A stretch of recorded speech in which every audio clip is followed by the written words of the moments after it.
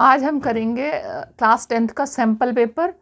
पहले हम करेंगे बेसिक सैम्पल पेपर और उसके बाद में स्टैंडर्ड सैम्पल पेपर भी सॉल्व करूंगी। तो स्टार्ट करते हैं बेसिक सैम्पल पेपर। क्वेश्चन है आपके question number 1, find the roots of the quadratic equation 3x² minus 7x minus 6 is equal to 0। हमें क्वेश्चन नंबर 1 में गिवन है क्वाड्रेटिक इक्वेशन। देखिए आपको गिवन है, ठीक है। क्वाड्रेटिक इक्वेशन क्या है?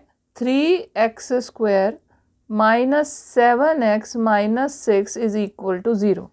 इस क्वाड्रेटिक इक्वेशन के हमें रूट्स फाइंड आउट करने हैं। तो रूट्स फाइंड आउट करने के वैसे तो बहुत सारे तरीके होते हैं, पर जो सिंपलेस्ट वे है वो आपके पास में क्या होता है? Split the middle term. Split the middle term में आप क्या करते हैं कि जो 6 है, जो लास्ट वाली टर्म होती है, जो आपके जो स्टैंडर्ड इक्वेशन में सी जो जिसको रिप्रेजेंट करता है, उसका जो मल्टीप्लिकेटिव फैक्टर्स होते हैं वो जो है वो मिडिल टर्म के एडिटिव फैक्टर्स होने चाहिए। तो जैसे 6 है हमारे पास, अब 6 का क्या हो जाएगा? 3 इंटू में 6 कितना हो जाएगा? 6 3 ज़ा 18, ठीक है। तो 7 को हमने स्प्लिट करना है ऐसे नंबर्स में जिनको मल्टीप्लाई करने पे हमें 18 मिले। तो कौन से नंबर्स हो सकते हैं? 7 को हम 9 2 ज़ा 18 कर सकते हैं। तो 9 और 2 दोनों मिलके क्या बन जाएगा? 7, ठीक है। एक प्लस का एक माइनस का। तो हमने स्प्लिट किया, ये हो गया 3x माइनस 9x। क्योंकि 7 के पास माइनस का साइन है तो बड़े वाले पे माइनस का साइन, छोटे वाले पे प्लस का साइन, माइनस 6 इक्वल टू 0 हो गया। कॉमन ले लो, 3x कॉमन ले लिया इसमें से, x माइनस 3 प्लस 2 इंटू में x माइनस 3 इक्वल टू 0, ठीक है। ये हो गया 3x प्लस 2 और दूसरा हो गया x माइनस 3 इक्वल टू 0। ये आ गया आपका। और अब दोनों को अलग अलग आप इक्वेट कर दोगे 0 के, तो ये एक पहले एक जो रूट्स का आ गया -2/3 आ गया और दूसरे का आ गया +3।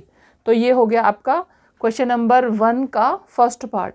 अब दूसरा जो है आपको इसमें ऑप्शन में गिवन है, और करके आपको गिवन है यहाँ पे। अब हम जो सेकंड पार्ट है, या जिस इन्होंने और में लिखा हुआ है, वो और वाला पार्ट भी करके देख लेते हैं कैसे होगा। और में जो पार्ट है वो क्या है? आपको गिवन है 3x² plus kx plus 3 equal to 0। 3x² plus kx plus 3 equal to 0, ठीक है। इसमें हमें k की ऐसी वैल्यू फाइंड आउट करनी है जो कि जिसकी कारण यहाँ पर जो ऐसी वैल्यू होनी चाहिए कि जो इसके जो रूट्स हैं वो दोनों इक्वल आए। तो इक्वल रूट्स का मतलब क्या होता है? हम यहाँ पर जो d है, d की वैल्यू अगर 0 निकाल दें, पुट कर दें, ऐसी वैल्यू निकालें k की जिससे कि d की वैल्यू 0 आ जाए, तो हमारा जो इक्वल रूट्स आ जाएंगे, ठीक है। d क्या होता है? b² minus 4ac। और b² क्या होगा? ये जो इसे हम स्टैंडर्ड इक्वेशन से कंपेयर करें, स्टैंडर्ड इक्वेशन क्या होती है? ax² plus bx plus c equal to 0। अब इसमें से जो b है वो क्या है? k।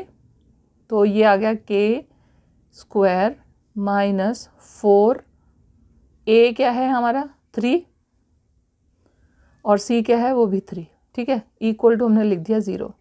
ये हमारी कंडीशन होनी चाहिए। तो ये क्या आ जाएगा? k² माइनस 4, 3 3 ज़ा 9, और ये आ गया 36 इक्वल टू 0, ठीक है। और हमने ये निकाल दिया k इज इक्वल टू 36 का स्क्वायर रूट, या फिर हम कह सकते हैं 6। यानी कि k अगर हमारे पास में 6 आ जाए तो जो ये इक्वेशन गिवन है इसकी जो रूट्स हैं वो हमारी इक्वल रूट्स आ जाएंगी। यानी कि जो हमारा डिटर्मिनेंट है वो 0 हो जाएगा, तो हमारे जो रूट्स हैं वो इक्वल आ जाएंगी, ठीक है। ये हो गया आपका question number 1। Now question number 2। Question number 2 जो है आपका, वो आपको है सरफेस एरिया एंड वॉल्यूम जो चैप्टर है उसमें से है। इसमें आपको क्या दिया हुआ है कि 3 cubes each of volume 64 centimetre cube are joined end to form a cuboid. Find the total surface area of the cuboid so formed. 3 cubes हैं, तीनों क्यूब्स का वॉल्यूम 64 64 64 है, ठीक है। और उनको हमने एंड टू एंड जोड़ दिया। तो अगर हम पहले अगर एक फिगर बनाकर देखेंगे तो हमारा जो फिगर है वो कुछ इस तरह से बनेगा, ठीक है। एक ये हो गया, दूसरा हो गया,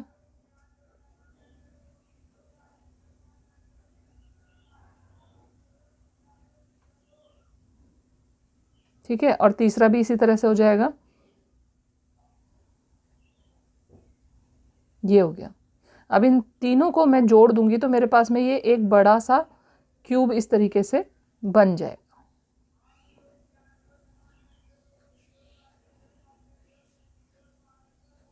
ये एक क्यूब मेरे पास बन जाएगा। तो अब आप अगर ध्यान से देखो तो इसका ये वाला जो पोर्शन है, ये वाला जो सरफेस है, ये हिडन होगा, इसके साथ अटैच हो जाएगा, और यहाँ वाला जो है वो इसके साथ अटैच हो जाएगा। तो इनका जो हिडन वाला एरिया है उसे छोड़कर हम इसका सरफेस एरिया यूज़ करेंगे।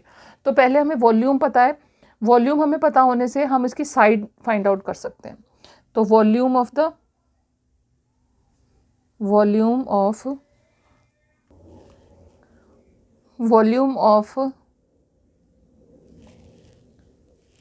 1 क्यूब जो हमें दिया हुआ है, क्यूब इज इक्वल टू कितना है, 64 सेंटीमीटर क्यूब। ठीक है, वॉल्यूम का फॉर्मूला क्या होता है हमारे पास में, अगर इसकी जो साइड है उसकी लंबाई L है तो फॉर्मूला क्या होता है, L क्यूब। ठीक है, L क्यूब को हम अगर चाहें तो इस तरीके से लिख सकते हैं, 64 का हमें क्यूब रूट निकालना पड़ेगा। तो अगर 64 का क्यूब रूट निकालें तो देखो आप यहाँ पे क्यूब रूट निकाल के देख लो, 64, ये देखो 64 को हमने 2 से करेंगे, 64 का क्यूब निकाला, प्राइम फैक्टराइजेशन से निकालोगे तो ये आ जाएगा आपका, यहाँ पे आ जाएगा 32।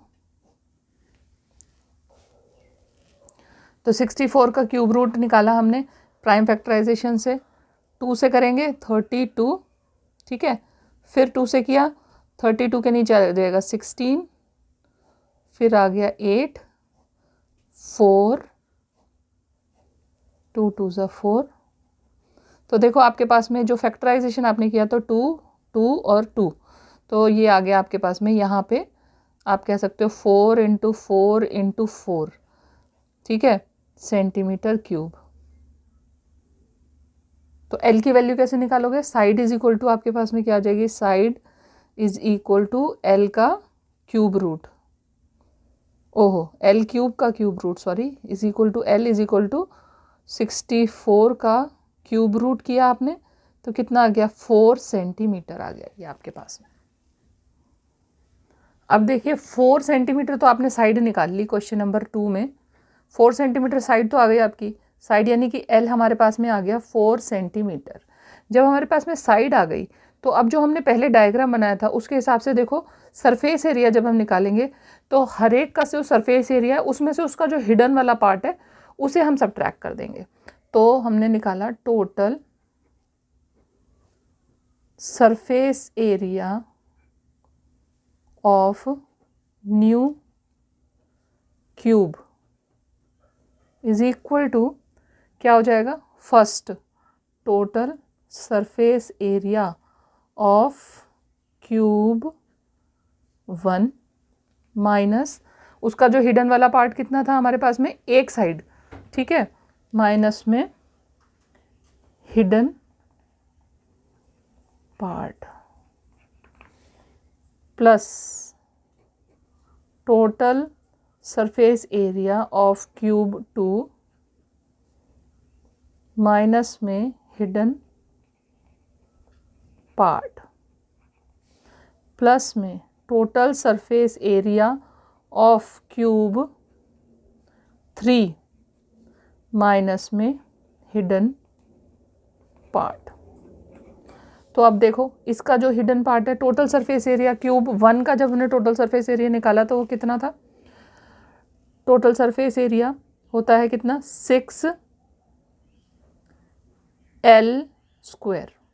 ठीक है, 6L² माइनस जो फर्स्ट क्यूब था, फर्स्ट क्यूब में आपका एक साइड का एरिया छुपा हुआ था तो -L² हो गया, प्लस 6L² ये हो गया टोटल, और जो बीच वाला क्यूब था उस वो इधर से भी छुपा हुआ है और इधर से भी छुपा हुआ है तो उसमें से 2L² आपने सबट्रैक्ट कर दिया।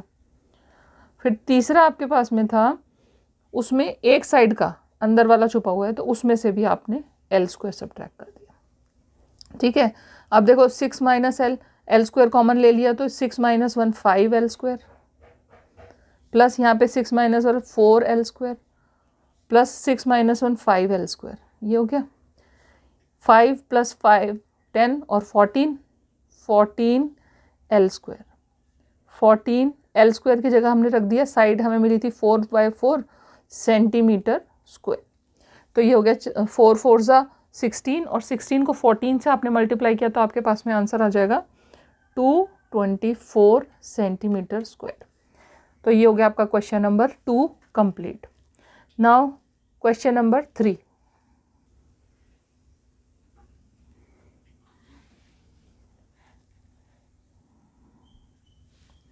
ना क्वेश्चन नंबर 3 देखिए, यहाँ पर मैंने आपके लिए टेबल पहले ही बना के रखी है। क्वेश्चन है, an inter house cricket match was organised by school, distribution of runs made by students is given below, find the median runs scored. अब आपको ऊपर इन्होंने रन्स का स्कोर दे रखा है, उसमें मतलब उन्होंने वो दे रखा है, इंटरवल दे रखा है, नीचे नंबर ऑफ स्टूडेंट्स दे रखा है। तो जो नंबर ऑफ स्टूडेंट्स है वो हो गई आपकी फ्रीक्वेंसी, और जो ये रन स्कोर्ड का जो है इंटरवल आपको दे रखा है। अब हम यहाँ पर निकालेंगे, हमें फाइंड आउट क्या करना है, हमें फाइंड आउट करनी है मीडियन। तो मीडियन का फॉर्मूला अप्लाई करने के लिए हमें जो जो चीज़ों की ज़रूरत है, कौन कौन सी चीज़ों की ज़रूरत पड़ेगी, पहले तो हम देख लेते हैं कि मीडियन का फॉर्मूला क्या होता है। मीडियन का फॉर्मूला होता है median is equal to L plus bracket start n/2 minus CF upon F into में H। अब ये सब क्या क्या है, L क्या है, लोअर इंटरवल, मतलब lower limit of the interval, ठीक है। N क्या है, N है इन जितनी भी फ्रीक्वेंसी है इस सारे का टोटल। तो n/2 निकालेंगे पहले हम, उसके बाद हमारे पास में जो क्यूमुलेटिव फ्रीक्वेंसी है, क्यूमुलेटिव फ्रीक्वेंसी जो हमने यहाँ पर निकाल रखी है, वो जो हम अब निकालेंगे, सबसे पहले हम n/2 फाइंड आउट करते हैं। n/2 पर सब कुछ डिपेंड करता है। अगर हमने n/2 निकाला, हमारे पास में 22 था, n की वैल्यू 22 थी, 22/2, तो ये हमारे पास में आ गया 11। देखिए यहाँ पर अब 11 हमारे पास में वैल्यू आई, तो 11 से इमीडिएट बड़ी जो हमारे पास में इंटरवल होगा वो हम यहाँ पर ले लेंगे, ठीक है।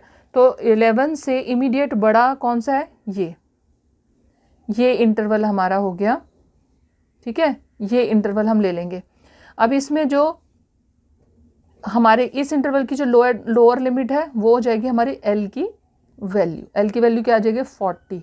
लोअर लिमिट 40 to 60 में 40 है, ठीक है। इंटरवल जो है हमारे पास में H की जो गैप है वो कितना है, 40 से 60 है, तो H की वैल्यू कितनी आ गई, 20 आ गई। अब क्यूमुलेटिव फ्रीक्वेंसी कौन सी लेंगे हम, जो हमारा ये क्लास हमने लिया है इससे बिल्कुल ऊपर वाली, बिल्कुल जो इससे इमीडिएट छोटी वाली जो होगी फ्रीक्वेंसी, क्यूमुलेटिव फ्रीक्वेंसी हम वो लेंगे। तो क्यूमुलेटिव फ्रीक्वेंसी आपकी हो गई 10। और फ्रीक्वेंसी कौन सी लेंगे, फ्रीक्वेंसी इस क्लास की फ्रीक्वेंसी लेंगे जो हमारे पास में यहाँ पर थी F, सिंपल F, ठीक है। तो ये हो गया हमारे पास में F यानी कि 5 हो गई। अब ये सारी वैल्यूज़ को हम इसके अंदर पुट करेंगे और वैल्यू निकालेंगे। Median is equal to L की वैल्यू कितनी है हमारे पास में 40 प्लस N की वैल्यू कितनी है, n/2 की वैल्यू कितनी है हमारे पास में 11 माइनस क्यूमुलेटिव फ्रीक्वेंसी है 10 अपॉन फ्रीक्वेंसी कितनी है 5 मल्टीप्लाई 20, ठीक है। हमने सारी चीज़ें यहाँ पर यूज़ कर ली। आंसर निकालेंगे 40 प्लस 1/5 मल्टीप्लाई 20, 5 से इसको कैंसिल किया, कितना आया 5 4 ज़ा 20, आंसर आ गया आपके पास में 44। तो आपकी जो मीडियन आई वो आ गई 44। आपका क्वेश्चन नंबर 3 हो गया कंप्लीट। अब करेंगे question number 4। Question number 4, find the common difference of AP 4 9 14 if the first term changes to 6 and the common difference remains the same, then write the new AP, ठीक है। आपको एक AP given है। AP क्या है, आपकी जो given AP है वो क्या है, वो है 4 9 14 एंड सो ऑन, ठीक है। ये आपको गिवन है। अब इसमें हम चेक करेंगे, देखो हमारी फर्स्ट टर्म क्या बनती है, A इज इक्वल टू हमारे पास आ गई 4, कॉमन डिफरेंस कितना होगा 9 माइनस 4 इज इक्वल टू कितना है 5, ठीक है। और 14 माइनस 9 भी निकाल के देख लेते हैं। 14 माइनस 9 भी हमारे पास में क्या आया 5। तो कॉमन डिफरेंस कितना आ गया हमारे पास में 5 आ गया।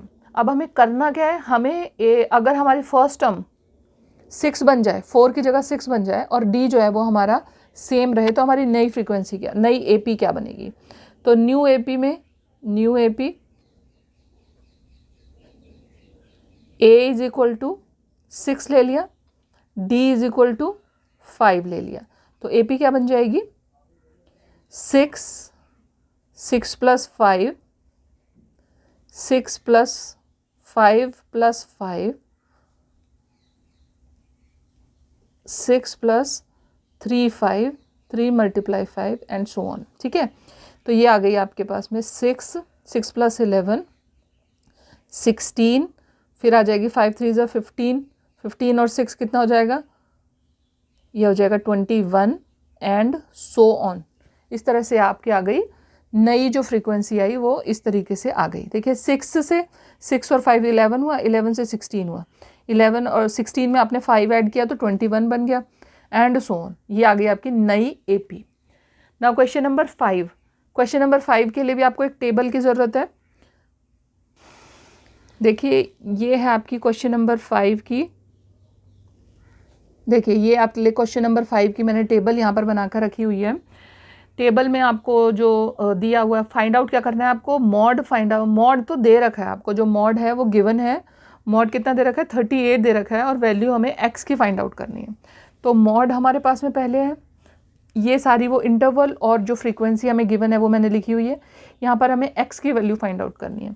तो मॉड हमें ऑलरेडी गिवन है, ठीक है, मॉड की वैल्यू हमारे पास में है 38।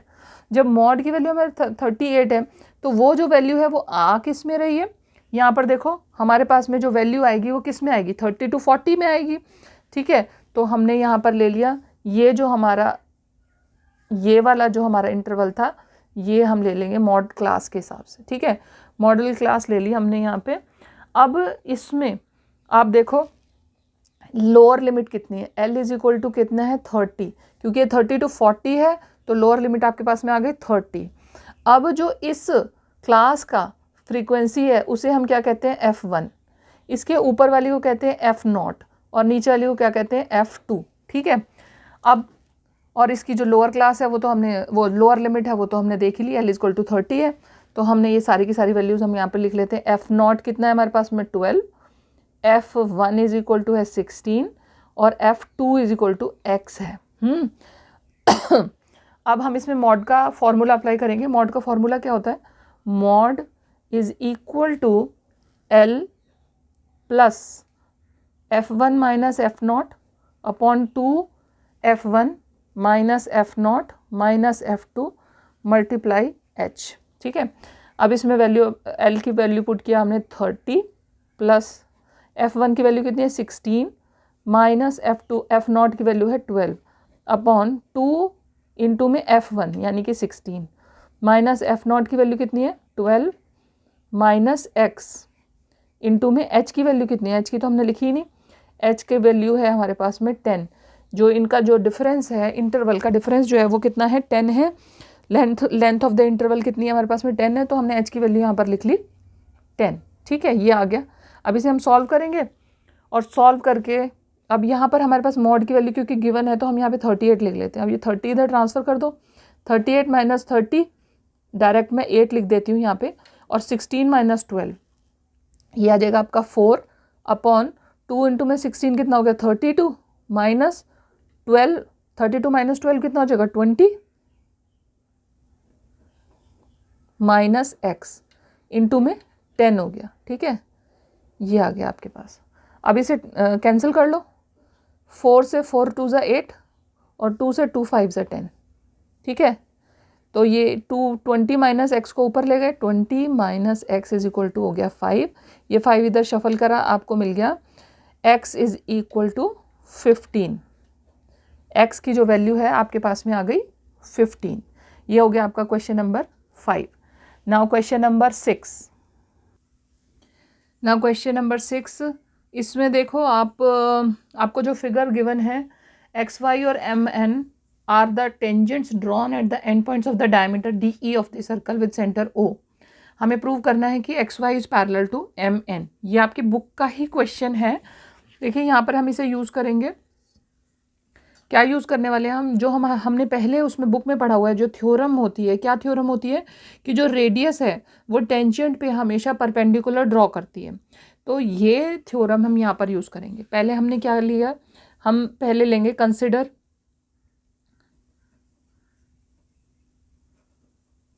Radius O D. ठीक है, अब जो ओ डी है वो क्या होती है, ओ डी हमेशा टेंजेंट पे, रेडियस जो है वो हमेशा टेंजेंट पे परपेंडिकुलर होती है। तो हम यहाँ पर वही यूज़ करेंगे। We no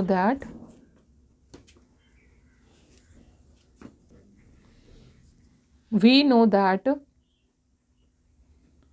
O D is perpendicular to X Y when X क्या है, टेंजेंट है, एक्स वाई इज टेंजेंट। ठीक है, रेडियस जो टेंजेंट है वो हमेशा रेडियस पे क्या होती है, परपेंडिकुलर होती है।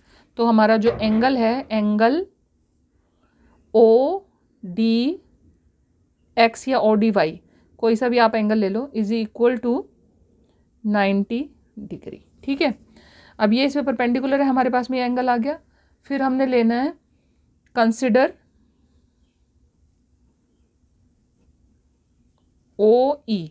अब जो ओ ई है वो अपने आप में एक रेडियस है और वो एम एन पे परपेंडिकुलर होगी, क्योंकि ये इसके पॉइंट ऑफ कॉन्टैक्ट्स पे यहाँ पे परपेंडिकुलर होगी। ठीक है, consider O E radius, O E is perpendicular to M N. ठीक है, परपेंडिकुलर टू एम एन, क्यों, क्योंकि ये टेंजेंट एम एन जो है वो टेंजेंट है। तो यहाँ पे हमने लिख लिया angle O E N is equal to 90 degree. ठीक है, अब दोनों के बीच में जब सेम एंगल है तो हमारे लिए ऑब्वियसली, तो ये इसका मतलब क्या हो जाएगा, X Y is parallel to M N. ठीक है, ये हो गया आपका क्वेश्चन नंबर 6। यहाँ पे हमने ये जो फिगर है इसमें हम नेमिंग कर लेते हैं। ये जो फिगर हमें 6th क्वेश्चन का जो सेकंड ऑप्शन गिवन है उसका फिगर है। ठीक है, अब ये देखो यहाँ पे जो पॉइंट ऑफ कॉन्टैक्ट है ना, इस पर इन्होंने कोई नेमिंग नहीं कर रखी। इसकी नेमिंग हम कर लेते हैं क्योंकि हमें इसकी ज़रूरत पड़ने वाली है। तो हमने कर दिया P Q R and S. ठीक है, अब इसमें हम इस क्वेश्चन में हम यूज़ करेंगे वो प्रॉपर्टी जिसके अकॉर्डिंग डिस्टेंट पॉइंट से जब आप दो टेंजेंट किसी सर्कल पर ड्रॉ करते हो तो उनकी लेंथ इक्वल होती है। ठीक है, तो यहाँ पर हम इसी को यूज़ करेंगे। यहाँ पर अब हम क्या कर सकते हैं, ए बी को हम दो पार्ट में डिवाइड कर सकते हैं, ए पी और पी बी। तो मैंने यहाँ पे लिख दिया A B is equal to A P plus P B. ठीक है, सेकंड है बी सी। बी सी को भी दो पार्ट में कर सकते हैं, कौन कौन से, B Q plus Q C. ठीक है, उसके बाद है सी डी क्या है, C R plus R D. और डी ए या ए डी हमें चाहिए, ए डी क्या है, A S plus S D. अब ए डी के लिए हमें ए एस और एस डी हमारे पास में होना चाहिए, तो उसके लिए, और दूसरी तरफ कौन सा है, सी डी होना चाहिए उधर से, और इधर से एस डी होना चाहिए। ठीक है, तो हम क्या करेंगे, इनको यूज़ कर लेते हैं। मान लो मैंने किया ए बी की वैल्यू क्योंकि हमारे पास में है plus C D. A B और सी डी की वैल्यू कितनी है, ए बी की वैल्यू आपको गिवन है 6 सेंटीमीटर, 6 प्लस सी डी की वैल्यू कितनी है 4। अब ए बी की वैल्यू को आप A P plus P B बना दो, A P plus P B, और यहाँ पे सॉरी हम इसमें ना यहाँ पर बी सी को भी ऐड करेंगे, तो ये हो जाएगा पूरा का पूरा आपका 6 + 4 + 7 सेंटीमीटर हो गया। ठीक है, अब ए बी को हमने एक लिख दिया A P plus P B, B C को हमने लिखा B Q plus Q C, और सी डी को लिख दिया C R plus R D. ठीक है, इसको हमने लिखा। अब देखो ए पी की जगह हम ए एस लिख सकते हैं क्योंकि जो इसमें टेंजेंट है, टेंजेंट डिस्टेंट पॉइंट से ए से ड्रॉ है, तो A P is equal to S होगा। तो हम ए पी की जगह यहाँ पर ए एस लिख देंगे, और पी बी की जगह इन दोनों में से एक चीज़ यूज़ करनी है। फिर हमने ए एस है यहाँ पे पी बी और बी क्यू, तो अभी पी बी को पी बी रहने देते हैं, और नहीं, हम पी बी को बी क्यू में कन्वर्ट कर देते हैं। यहाँ पर हम इसे बी क्यू या क्यू बी में कर दिया, फिर बी क्यू को एज इट इज़ रहने दिया, सी क्यू को भी ऐसे ही रहने दिया, प्लस में सी आर कितना है हमारे पास में, सी आर और सी क्यू बराबर है, ठीक है, तो सी आर को भी मैं सी क्यू लिख दूंगी, और आर डी जो है वो एस डी के बराबर है, तो मैं इसे एस डी लिख दूंगी, इज इक्वल टू 6 + 4 + 17, ठीक है, 17 सेंटीमीटर हो गया आपके पास में। अब हमें इसको जो है ना वो ए एस में कन्वर्ट करना है, तो ए एस ए पी, ठीक है, यहाँ पर हमने इसको लिख दिया A S plus S D plus Q B, और बी क्यू 2 हो गए, 2 B Q plus 2 C Q is equal to 17 centimetre. A S plus S D को हमने लिख दिया A D plus 2 of B Q plus Q C is equal to 17। हम चाहते तो इसमें हम बी सी का इस्तेमाल नहीं भी करते, क्योंकि हमारे पास में इसी तरह से इसका सब्सटीट्यूट आ जाता, तो भी ऐसे भी करने में कोई प्रॉब्लम नहीं है। 2 इंटू में B Q plus Q C क्या बन गया आपके पास में बी सी, और बी सी की वैल्यू आपको क्या दे रखी है 7 centimetre is equal to 17, A D is equal to 17 minus 14, और ये आ गया आपके पास में 17 माइनस 14, यानी कि कितनी वैल्यू आ गई आपके पास में 3 सेंटीमीटर की वैल्यू आ गई, ठीक है, ए डी की वैल्यू कितनी आ गई 3 centimetre. Now question number 7.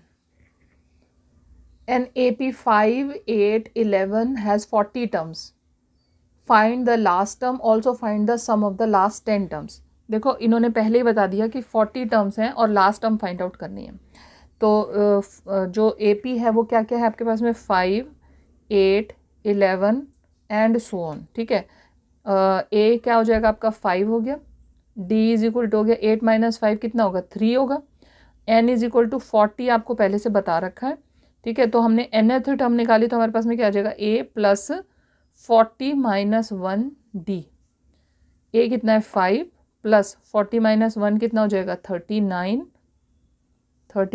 d, ये हो गया 5 प्लस 39 मल्टीप्लाई 3, अब इसको मल्टीप्लाई करो, आंसर कितना आएगा आपका 5 प्लस 3 9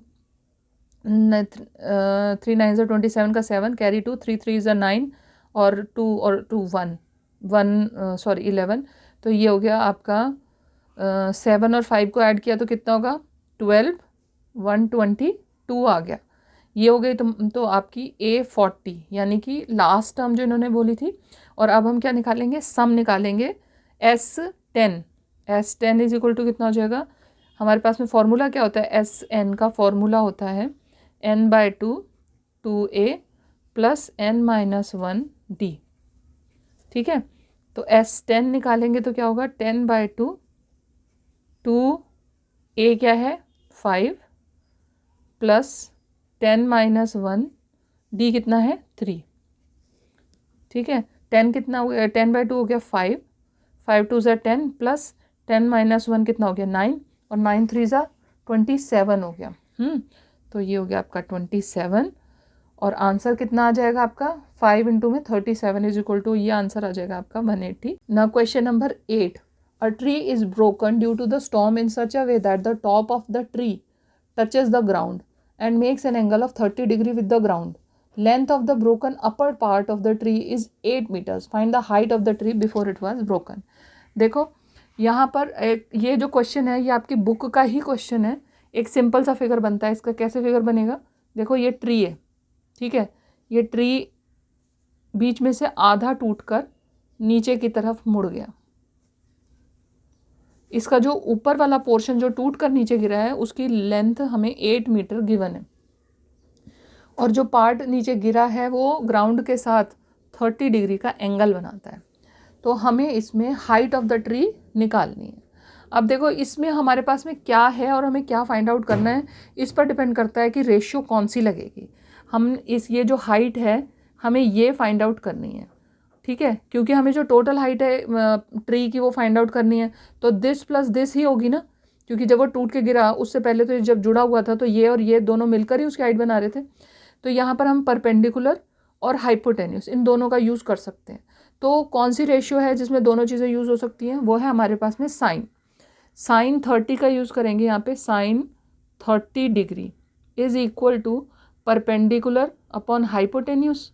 परपेंडिकुलर कितना है हमारे पास में? h, और हाइट कितनी है हमारे पास में? 8। हाइपोटेन्यूस कितना है? 8। अब साइन 30 की कितनी वैल्यू होती है? साइन 30 की वैल्यू होती है 1/2। ठीक है, 1/2 इज इक्वल टू ये हो गया हमारे पास में। इसको हम कर देंगे क्रॉस मल्टीप्लाई।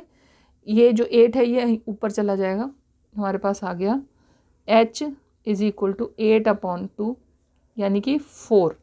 ठीक है, अब हाइट आ गई हमारे पास में 4 मीटर, और ऑलरेडी जो ये हाइट थी हमारे पास थी, तो total height of the tree कितनी हो गई?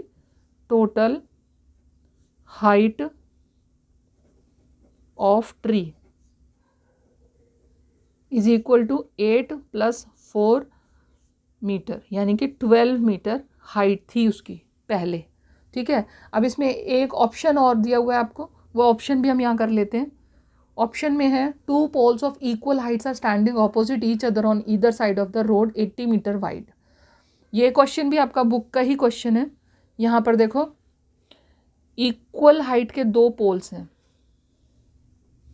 80 मीटर वाइड एक रोड है, उसके ऊपर ये दोनों, उसके दोनों साइड्स पर ये पोल्स बने हुए हैं। उनके बीच में कोई एक ऐसा पॉइंट है जहाँ पर ये एंगल बनाता है, ये एक साइड से 60 और दूसरी तरफ से 30 डिग्री का एंगल बनता है। ठीक है, हमें फाइंड आउट करना है कि distance of the point from the 2 poles, उस पोल का जो डिस्टेंस है वो हमें फाइंड आउट करना है।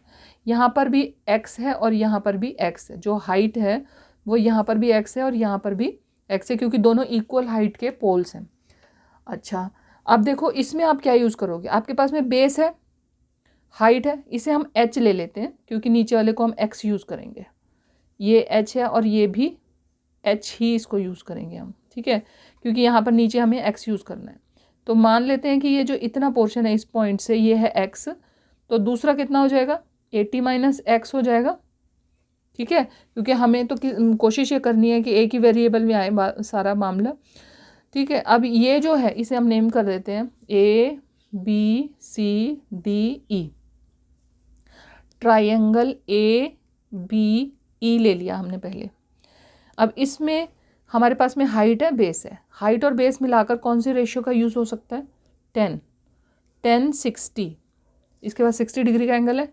10 60 is equal to perpendicular upon base. Perpendicular कितना है? h अपॉन नीचे क्या है? x। ठीक है, और 10 60 की वैल्यू कितनी होती है? √3 होती है। ठीक है, अब इसे यूज़ कर लिया यहाँ पे। h इज इक्वल टू, यहाँ से हमने वैल्यू निकाल लेंगे। h इज इक्वल टू कितना आया हमारे पास? h is equal to √3 into में x। ठीक है, अब ये जो वैल्यू है ना, इसे हम यहाँ पर भी यूज़ करेंगे। अब दूसरा ट्राइंगल DEDC कह लो। ठीक है, 10 30 degree is equal to perpendicular upon base, और परपेंडिकुलर कितना है? h अपॉन, ये है हमारे पास में, इसका बेस कितना है? 80 - x। ठीक है, अब h की जगह मैं इसको यूज़ कर लूँ √3x अपॉन 80 - x, और 10 30 की वैल्यू कितनी होती है? 1/√3। ठीक है, यहाँ पर कर लेते हैं 1/√3 is equal to √3x upon 80 - x। इसको क्रॉस मल्टीप्लाई कर लो, ये √3 इधर चला जाएगा, 80x ऊपर आ जाएगा। 80 - x इज इक्वल टू √3 और √3 को मल्टीप्लाई किया तो क्या बना? 3x। ये x इसे इधर ट्रांसफ़र कर दो तो यहाँ आके प्लस बन जाएगा, ये हो जाएगा 4x। 80 is equal to 4x। 4 से 80 को कैंसिल किया, कितना आएगा आपके पास? 20। x की वैल्यू आ गई आपके पास में 20। अब x अगर 20 है तो 80 - x कितना होगा? जो डिस्टेंस है वो क्या क्या हो जाएंगे? एक है 20 और दूसरा है 80 - 20, यानी कि 20 और 60। ये आ गया आपके आंसर क्वेश्चन नंबर 8 का। ना क्वेश्चन नंबर 9। क्वेश्चन नंबर 9 के लिए आपको एक फिगर गिवन है और क्वेश्चन क्या है? PA and PB are the tangents drawn to a circle with centre O। If PA is equal to 6 centimetre and angle APB is equal to 60 degree, then find the length of the chord AB। ठीक है, simple question है, बिल्कुल simple question है। देखिए PA और PB दोनों जो है ना एक सिंगल पॉइंट से दो टेंजेंट्स ड्रॉन है हमारा सर्कल के ऊपर। तो PA और PB की वैल्यू तो एक ही होगी, तो PA and PB are tangents drawn from same point from P। तो हम लिख सकते हैं hence PA is equal to PB। ठीक है, पहले एक बात हो गई हमारे पास। अब PA और PB इक्वल है तो ये कितना हो जाएगा, PB भी हो गया 6 सेंटीमीटर। ठीक, अब हमारे पास में एंगल गिवन है, एंगल APB हमें गिवन है। तो जब PA और PB ये हमारा बराबर है तो हम क्या लिखेंगे, from 1 triangle APB is isosceles. ठीक है, आइसोस्केलस मतलब ऑपोजिट जो एंगल्स हैं वो भी इक्वल होंगे, इक्वल साइड्स के ऑपोजिट एंगल जो हैं वो भी इक्वल होंगे। तो angle BAP is equal to angle ABP। ठीक है, ये हो गया। अब देखो ट्राइंगल के तीनों एंगल्स का सम कितना होता है, 180 डिग्री होता है। तो हम यहाँ पर लिख सकते हैं we know angle BAP plus angle ABP plus angle APB is equal to 180 degree. ठीक है, अब ये दोनों इक्वल है, इन दोनों में से किसी एक की वैल्यू पुट कर सकते हो। तो मैंने लिख दिया 2BAP प्लस APB की वैल्यू कितनी दी हुई है हमें, 60 degree is equal to 180 degree. 2BAP is equal to 60, 180 minus 60 is equal to 120 degree. ठीक है, तो angle BAP is equal to 120 upon 2 यानी कि 60 डिग्री। और ये ही एंगल है किसके बराबर है, एंगल ABP के भी बराबर है। ठीक है, BAP और ABP दोनों बराबर हैं। तो जब ये तीनों एंगल बराबर हैं तो जो ट्राइंगल है वो क्या है, ट्राइंगल ABP इज इक्विलेटरल। ठीक है, that means angle AB is equal to PA is equal to PB is equal to 6 centimetre. ये हो गया आपका क्वेश्चन नंबर 9। ना क्वेश्चन नंबर 10। क्वेश्चन नंबर 10 बहुत आसान क्वेश्चन है। Sum of the squares of 3 positive numbers that are consecutive multiples of 5 is 725। Find the 3 numbers. ठीक है, आपको दे रखा है कि 3 कंसेक्यूटिव मल्टीपल्स हैं। तो मान लीजिए पहला जो मल्टीपल है वो x है, तो क्योंकि ये 5 के मल्टीपल्स हैं तो जो कंसेक्यूटिव मल्टीपल है वो तो 5 नंबर्स के बाद ही आएगा ना। तो दूसरा हो गया x प्लस 5 और तीसरा हो गया x प्लस 10। 5 के डिफरेंस से ही आएंगे कंसेक्यूटिव मल्टीपल्स। ठीक है, ये 3 हमारे पास हो गए। अब जो कंडीशन है वो क्या है कि इनका स्क्वायर करके उसका जो सम होगा वो 725 के बराबर है। तो वो कर देते हैं हम X square plus X plus 5 का whole square plus X plus 10 का whole square is equal to 725। ठीक है, अब इसको खोलो, एक्स स्क्वायर एक्स प्लस 5 का होल स्क्वायर इसको खोल दिया तो क्या आएगा, X square plus 25 plus 5 two ज़ा 10x plus X square plus 100 plus 20x is equal to 725। अब एक जैसी पावर वाले नंबर एक साथ कर दिए, x तीनों जोड़ दिए, 3x स्क्वायर हो गया। x वाले जितने थे वो जोड़ दिए हमने तो हमारे पास आ गया 30x, और जो कांस्टेंट थे वो 25 100, तो ये हो गया 125। और जो ये 725 है इसे इधर शिफ्ट कर दिया ताकि हमारे पास क्वाड्रेटिक इक्वेशन बन सके। ये हो गया, इक्वेशन बनी 3x square plus 30x plus की जगह आ जाएगा यहाँ पे माइनस का साइन, और 725 में से 125 से ट्रैक किया तो कितना आ जाएगा, 600 आ जाएगा आपके पास।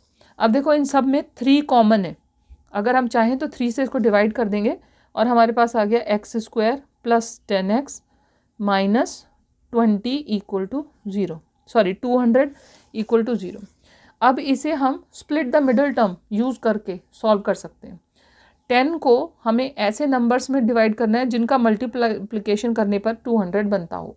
कैसे बनेगा? देखो 200 को अगर मैं करूँ 20 10 ज़ा 200 होता है ना, ठीक है, तो मैं इसे लिख सकती हूँ ना ऐसे, X square minus plus 20x minus 10x minus 200 equal to 0, ठीक है ना। तो ये हमारे पास में आ गया x प्लस 20 और दूसरा आ जाएगा हमारे पास में x minus 10 equal to 0।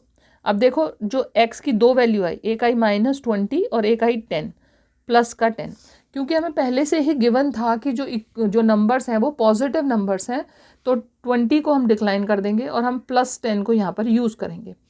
Plus 10 का मतलब हमारे पास में अब दूसरी कौन सी वैल्यू आएगी, एक है हमारे पास में 10, ठीक है, x is equal to 10, x plus 5 is equal to कितना आ जाएगा 15 और x plus 10 is equal to कितना आ जाएगा 20।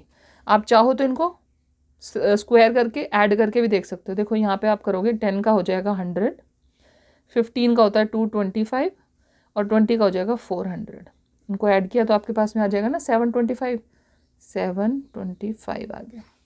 ये हो गया आपका कंफर्मेशन भी हो गया आपका क्वेश्चन नंबर 10 का। ना question number 11, construct two concentric circles of radii 3 centimetre and 7 centimetre, draw two tangents to the smaller circle from a point P which lies on the bigger circle. देखिए यहाँ पर जो आपका पहले चैप्टर 11 में जो कंस्ट्रक्शंस हैं उसी में से यहाँ पर इस तरीके से ड्रॉ किया जाएगा। पहले आपने ले लेना है स्केल की हेल्प से, आपने 3 सेंटीमीटर खोल कर आपने एक वो ले लेना है 3 सेंटीमीटर के अकॉर्डिंग, ये आपने ले लिया 3 सेंटीमीटर का, और 3 सेंटीमीटर का एक सर्कल यहाँ पे आप ड्रॉ करोगे, ठीक है।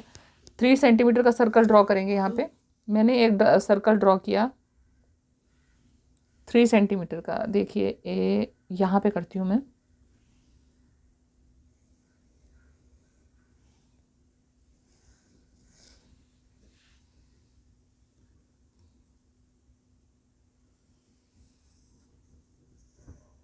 ठीक है, 3 सेंटीमीटर रेडियस का।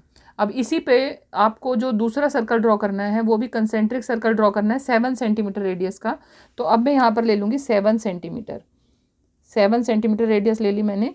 सेम ही कंस्ट्रक्शन के सेम जगह पर ही मैंने कंस्ट्रक्शन करनी है, सेम ही पॉइंट पर से लेनी है, फिर से उसी सेंटर पे मैंने रखा, कंसेंट्रिक है उसी सेंटर पे रखा, और मैंने यहाँ पर ये पूरी की पूरी एक और सर्कल यहाँ पे कंसेंट्रिक सर्कल इस तरह से ड्रॉ कर लिया, ठीक है। अब आपको कहा गया है कि इस पर से एक टेंजेंट ड्रॉ करनी है। आपको जो टेंजेंट्स ड्रॉ करनी है वो एक पॉइंट पे ड्रॉ करनी है जहाँ पर कि ये आपका जो पॉइंट है वो आपका आना चाहिए ये इस सर्कल पे, जो 7 सेंटीमीटर वाला सर्कल है उसके ऊपर ये पॉइंट आना चाहिए। तो इस तरह से हमने यहाँ पर मिला लिया। देखिए जो कंस्ट्रक्शन आपके यहाँ पर पहले से आपकी बुक में बताई गई है उसमें क्या होता है कि एक आउटर पॉइंट से आपको एक सर्कल पे वो ड्रॉ करनी होती है। तो ये भी एक आउटर पॉइंट है। इन्होंने यहाँ पर कंसेंट्रिक सर्कल की एक जो लाई कर कंसेंट्रिक सर्कल के ऊपर जो लाई करता है पॉइंट, उस पर से आपको यहाँ से ड्रॉ करने को कहा गया है। तो जो स्टेप है उसके अकॉर्डिंग हम क्या करेंगे, ये जो लाइन है हमारी इसे हम इसको जो है ना इसको बाइसेक्ट कर देंगे, ठीक है। बाइसेक्ट करके हम इसका सेंटर फाइंड आउट करेंगे। सेंटर फाइंड आउट करके फिर हम इस पर एक लाइन ड्रॉ करेंगे, ठीक है। ये हो गया, यहाँ से हम इसे मिला देंगे, हमें बाइसेक्ट कर दिया हमने, हमें यहाँ पे एक सर्कल सेंटर मिल जाएगा।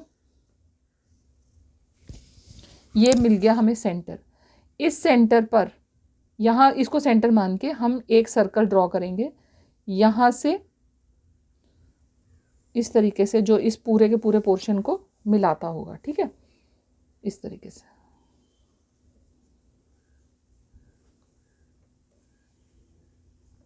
ये हमने यहाँ पे ड्रॉ कर लिया। अब देखो यहाँ पर हम आपको इस पॉइंट से ड्रॉ करना है और इस पॉइंट तक ये आपकी टेंजेंट आएगी, यहाँ पे भी और यहाँ पे भी जो टेंजेंट है वो आपकी इस तरीके से आएगी।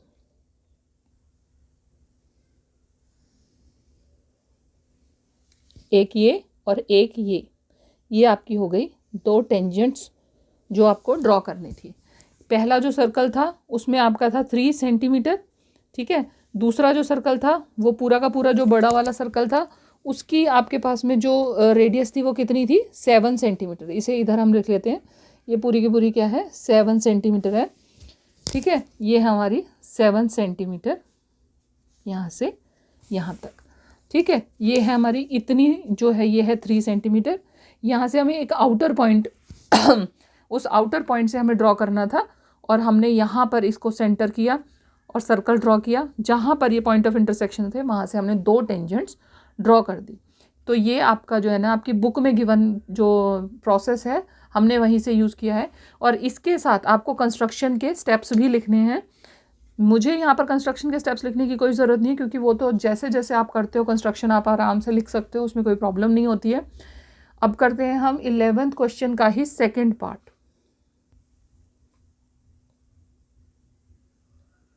अब इसमें क्या है कि देखो, एक दिया हुआ है आपको, draw a pair of tangents to a circle of radius 6 centimetre which are inclined to each other at an angle of 60 degree. एक सर्कल है जिसका रेडियस हमने लेना है 6 सेंटीमीटर। तो हमने यहाँ पे 6 सेंटीमीटर का रेडियस ले लिया, ये ले लिया हमने 6 सेंटीमीटर का रेडियस। और which are inclined to each other at an angle of 60 degree.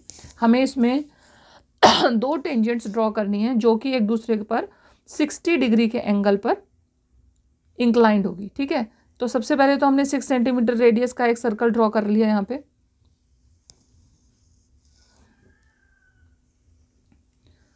अब क्या है कि हम एक रफ डायग्राम बनाकर देख लेते हैं। एक रफ डायग्राम से हमें थोड़ा सा आइडिया लेना है। थोड़ा सा आइडिया क्या लेना है कि हमें एक्चुअली करना क्या है। देखो, ये एक सर्कल है, ठीक है, और ये दो रेडियस है और ये है सेंटर।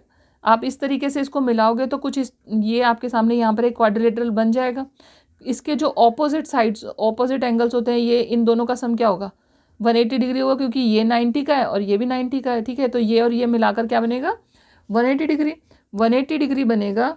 तो हमें क्या करना है, हमें ये फाइंड आउट करना है कि जो हमारा सेंटर है, इस सेंटर पे जो है ना जो एंगल है वो कितने का ड्रॉ होगा। अगर हमारा जो टेंजेंट्स के बीच का एंगल 60 डिग्री का है तो आप उसको सब्ट्रैक्ट कर लो। सब्ट्रैक्ट करके हमें क्या मिलेगा, 120। 60 का एंगल अगर आपके पास है और दोनों का सम 180 डिग्री है तो आपके पास में क्या हो जाएगा, 120 बन जाएगा ना। तो हम क्या करेंगे कि कोई भी एक रैंडम लाइन यहाँ ड्रॉ कर लेते हैं। ये हमने एक रैंडम लाइन ड्रॉ कर ली इस तरीके से, ठीक है। अब हमें इस पर 120 डिग्री का एंगल बनाना है। 120 डिग्री का एंगल कैसे बनेगा, यहाँ से आपने कंस्ट्रक्शन में सीखा हुआ है कि एंगल कैसे ड्रॉ करा जाता है। ये इस तरीके से आपने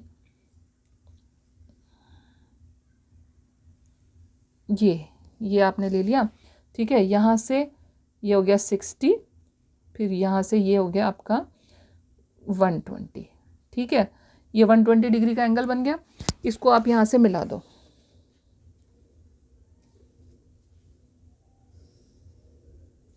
अब आपके पास में दो पॉइंट तो आ गए। इन दोनों पॉइंट्स पर आपको अब क्या करना है, क्योंकि जो टेंजेंट है वो रेडियस पर 90 डिग्री का एंगल ड्रॉ करता है, तो आपको यहाँ पर क्या करना है, 90 डिग्री का एंगल ड्रॉ करना है, ठीक है। तो उसके लिए भी हम कंस्ट्रक्शन का ही यूज़ करेंगे। 90 डिग्री का एंगल कैसे बनाएंगे, ये हमने ले लिया इस तरीके से, ठीक है। ये हो गया आपका 60, यहाँ से फिर हो गया ये आपका 120, और इसमें ही हमने इसका हाफ कर देंगे इस तरीके से। तो ये हो जाएगा आपका 90 डिग्री का एंगल। यहाँ से आपने 90 डिग्री का एंगल ये बनाया, और सिमिलरली दूसरी साइड भी आप ऐसे ही बनाओगे, ठीक है। इस तरीके से यहाँ पर ये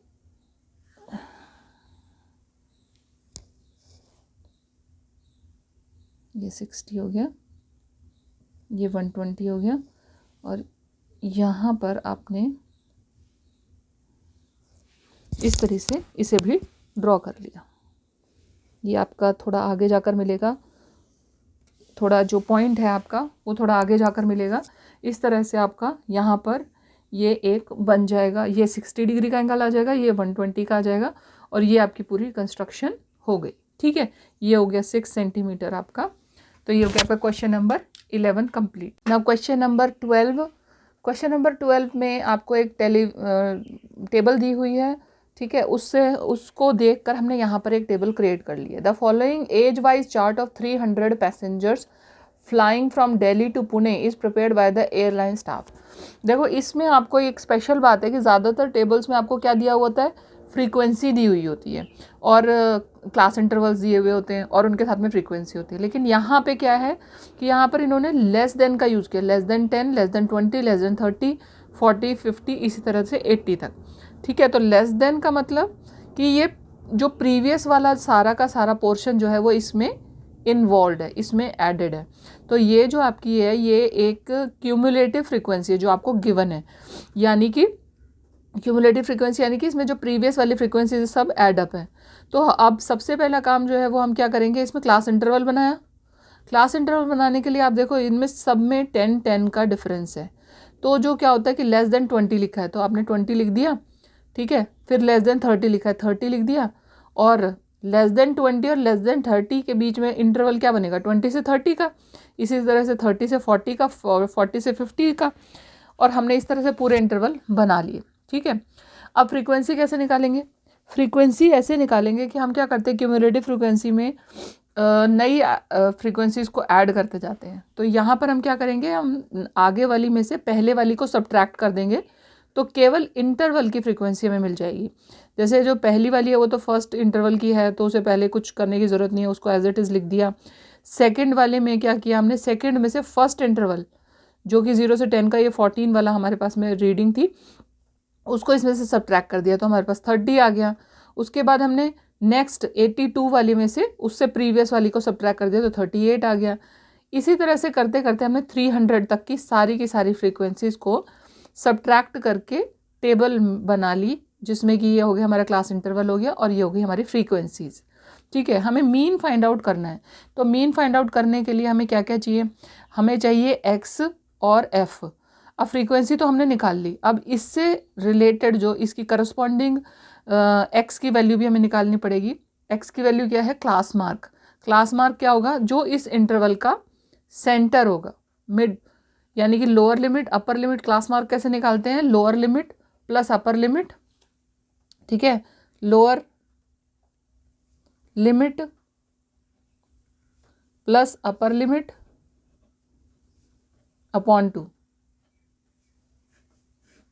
ठीक है, तो यहाँ जैसे सब पहले वाले में क्या है, 0 + 10 है अपॉन 2 है तो हमारे पास में 5 आ गया। इसी तरह से आप देखो सब में एक बार ही निकाल लिया आपने और उसके बाद आपको निकालने की ज़रूरत नहीं है क्योंकि सब में क्या है 10-10 का गैप है। तो आप 10 ऐड करते जाओगे, आपको नेक्स्ट क्लास मार्क मिलता जाएगा। तो ये आपने सारे के सारे क्लास मार्क निकाल के यहाँ पर लिख लिए, 5, 15, 25, 35 ये हो गया आपका। अब ये तो हो गया एक्स आई और अब आपको चाहिए क्या, F I X I. F I X I के लिए यहाँ पे हमने ये किया है, देखो ये इसको मल्टीप्लाई करेंगे हम इसकी करस्पॉन्डिंग क्लास मार्क के साथ। 14 5 70 हो गया। ठीक है, यहाँ पर 30 था, 13 को 15 से मल्टीप्लाई, 30 को 15 से किया तो 450 आ गया, 38 को 25 से किया 950 आ गया। इस तरह से हमने इसको और इसकी करस्पॉन्डिंग वैल्यूज़ को हम यहाँ पर मल्टीप्लाई करके यहाँ आंसर लिखते जा रहे हैं। ठीक है, इस तरह से कर लिया और फिर इसका हमने निकाल लिया समेशन, क्योंकि जो मीन का फॉर्मूला है, मीन का फॉर्मूला क्या होता है, मीन का फॉर्मूला होता है summation of F I X I upon summation of F I. ठीक है, जो मीन होगा वो क्या होगा, मीन इज इक्वल टू, ये है direct method, summation F I X I upon summation F I. ठीक है, तो एफ आई एक्स आई क्या हो जाएगा, 12600, ये हमने यहाँ पे टोटल करके लिखा हुआ है। और समेशन ऑफ एफ आई क्या है, क्यूमुलेटिव फ्रीक्वेंसी की जो लास्ट हम वैल्यू होती है वो हमेशा क्या होती है, समेशन होती है उन सारी फ्रीक्वेंसीज़ का, प्रीवियस फ्रीक्वेंसीज़ का समेशन होती है ना। तो टोटल पैसेंजर हमारे पास 300 थे, तो समेशन ऑफ एफ आई हमारे पास में क्या हो जाएगा, 300। इसको आप डिवाइड कर दो, 3 से इसको डिवाइड कर दो, 3 4 12 और 3 2 6, 42 ईयर्स आपके पास में आ गया उसका मीन। क्वेश्चन नंबर 12 आपका हो गया कंप्लीट। अब है question number 13। A lighthouse is a tall tower with light near the top, these are often built on the islands ठीक है, ये इतना लंबा को चौड़ा हम नहीं पढ़ेंगे। लास्ट में अगर देखें तो इन्होंने बताया कि prongs reef light house of Mumbai was constructed in 1874-75। It is approximately 40 meters high and its beam can be seen at a distance of 30 kilometers. A ship and a boat are coming towards the lighthouse from opposite directions. Angles of depression of flashlight from the lighthouse to the boat and the ship are 30 degree and 60 degree respectively. अब figure तो आपको दे ही रखा है, इस figure से आप ये समझोगे कि जो आपको यहाँ पर एंगल ऑफ डिप्रेशन दे रखा है, तो जो आपका नीचे दो एंगल ऑफ डिप्रेशन के बाद से जो है ना करस्पॉन्डिंग एंगल बनेगा, वो बन जाएगा एंगल ऑफ एलिवेशन। और ट्राइंगल मतलब angle A D B is equal to हो जाएगा आपका 30 डिग्री और एंगल ए सी बी हो जाएगा आपका 60 डिग्री। ठीक है, ये हो गया आपका एंगल ऑफ एलिवेशन। और एंगल ऑफ एलिवेशन से हमने एंगल ऑफ डिप्रेशन से हमने एंगल ऑफ एलिवेशन यहाँ पे निकाल लिया। अब हमारा पहला क्वेश्चन क्या है, which of the two the boat और the ship is nearer to the lighthouse. तो हमें इनका जो डिस्टेंस है वो फाइंड आउट करना है, find its distance from the lighthouse. तो पहला वाला हमने ट्राइंगल कौन सा लेंगे, जो केस इधर है वो है हमारा शिप का केस है, उसमें हम क्या लेंगे, हमारे पास में नीचे 30 डिग्री आ गया, नीचे का 30 डिग्री आ गया, तो हम क्या करेंगे, हम यहाँ पर हमें क्योंकि बेस चाहिए और हाइट हमें पता है 40 मीटर है, तो बेस हम निकालेंगे तो हम 10 का यूज़ कर सकते हैं, क्योंकि परपेंडिकुलर अपॉन बेस का यूज़ हम तभी कर पाएंगे। तो 10 30 डिग्री इज इक्वल टू क्या है, परपेंडिकुलर अपॉन बेस। परपेंडिकुलर कितना है 40 मीटर आपको गिवन है और बेस हमें पता नहीं है, तो बेस को हम बी ही ले लेते हैं, B1 ले लेते हैं एक्चुअली, क्योंकि दूसरे वाले में B2 ले लेंगे। यहाँ पर है 10 60 degree is equal to perpendicular upon B2। ठीक है, और ये हो गया 40 अपॉन B2। अब जो 10 30 डिग्री है, 10 30 डिग्री की वैल्यू कितनी होती है, 1/√3 is equal to 40 upon B1। और यहाँ पर हो गई √3 is equal to 40 upon B2। अब B1 की वैल्यू क्या आई है आपके पास में, देखो B1 की वैल्यू आ गई 40√3 और B2 की वैल्यू आ गई 40 अपॉन √3। ठीक है,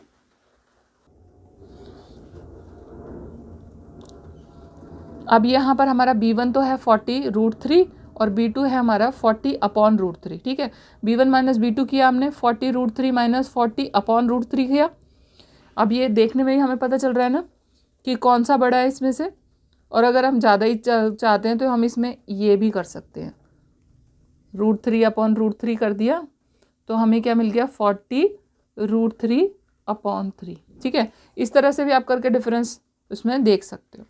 अब हमने दोनों का डिफरेंस निकाला तो हमारे पास में आ गया, ये कॉमन लिया, 80 अपॉन √3 मीटर हमारा डिफरेंस आ गया दोनों के डिस्टेंस में। अब सेकंड पार्ट में आपसे पूछा गया है कि बोट कितना टाइम लेती है लाइट हाउस तक पहुंचने में। बोट का जो आपका जो हमारा जो डिस्टेंस आया है, वो जो डिस्टेंस हमारे पास में ऑलरेडी है वो कितना है 40 अपॉन √3। ठीक है, मीटर। और जो हमारे पास में स्पीड है वो स्पीड हमें दी हुई है किलोमीटर में, 20 km/h। तो पहले हम इसको किलोमीटर में कन्वर्ट करेंगे तो ये हो जाएगा 40 अपॉन 1000 √3। 1000 से हमने डिवाइड कर दिया तो ये बन गया किलोमीटर। अब हमारे पास फॉर्मूला क्या होता है, time is equal to distance upon speed, या कहो distance is equal to speed into time, यही होता है ना, स्पीड इनटू टाइम। और हमें चाहिए क्या, time is equal to distance upon speed. Distance कितना है 40 अपॉन 1000 √3 मल्टीप्लाई 1/20। ठीक है, 20 से काट दिया 2 और ये हो गया 500। आंसर आ गया आपके पास में 1/500 √3 आवर, यानी कि घंटे। अगर आप चाहो तो इसे कन्वर्ट कर सकते हो। ठीक है, कन्वर्ट करके आपको क्या मिलना है, इसमें मतलब आप इसे अगर 60 से मल्टीप्लाई कर दो तो आपको मिनट मिल जाएंगे, या 360 से मल्टीप्लाई कर दो तो आपको सेकेंड्स मिल जाएंगे। लेकिन आपका क्वेश्चन इस तरह से कंप्लीट हो चुका है। Now question number 14। Question number 14 में भी आपका ये केस स्टडी बेस्ड क्वेश्चन है, इसमें भी आपको बहुत सारी लंबी चौड़ी वो दी हुई है इसमें डिटेल। लास्ट में देखो आपको दे रखा है ratio of the diameters of red spherical apples to that of the spherical oranges in doll number 2 is 2:3। ठीक है, अब हमसे क्वेश्चन क्या पूछा गया, what is the ratio of the surface areas of red spherical apples in doll 1 to that of the spherical oranges in doll 2। Spherical apple की spherical oranges के साथ में वो निकालना है, रेशियो निकालनी है। अब हमें R1 और R2 की रेशियो तो पहले से पता है 2/3 है। ठीक है, अगर R1 और R2 की रेशियो हमें पता है तो हम दूसरी रेशियो निकाल सकते हैं।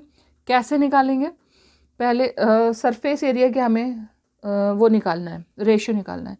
पहले तो surface area of curved surface area of a sphere क्या होता है, ऑफ स्फेयर का फॉर्मूला क्या होता है 4πr²। ठीक है, अब दोनों का रेशियो निकालना है तो स्फेयर यहाँ पर हम लिखते हैं curved surface area of apples upon curved surface area of oranges is equal to 4πr1² upon 4πr2²।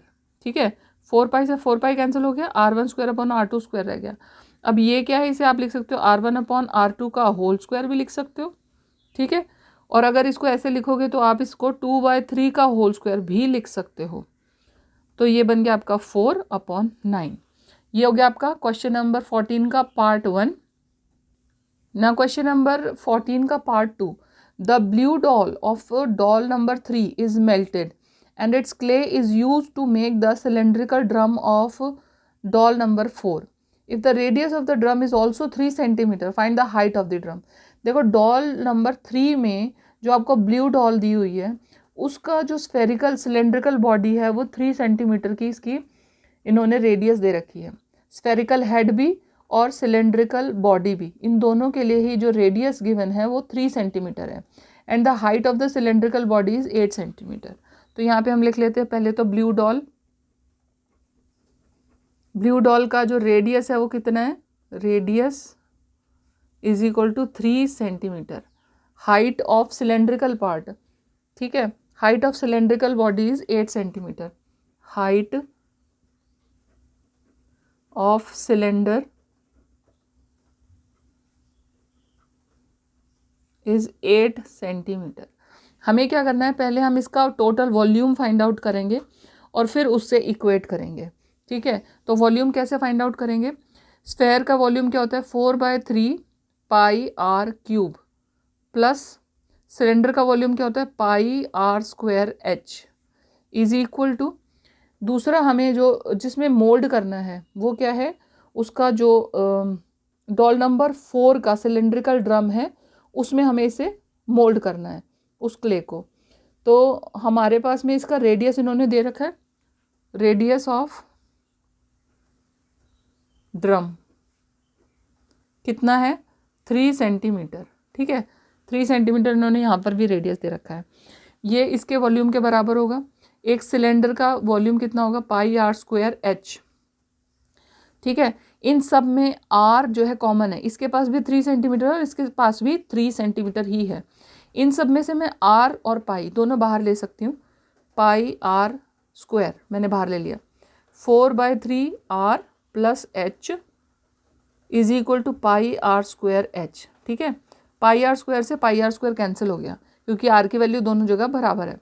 नीचे आ जाएगा 4/3, r की वैल्यू कितनी है 3 और h की वैल्यू कितनी है 8 इज इक्वल टू, हाइट निकालनी है हमें, 3 से 3 कैंसिल हो गया, 4 + 8 कितना आ गया 12 सेंटीमीटर आ गई आपकी height of the cylindrical drum of doll number 4। तो ये हो गया आपका क्वेश्चन नंबर 14।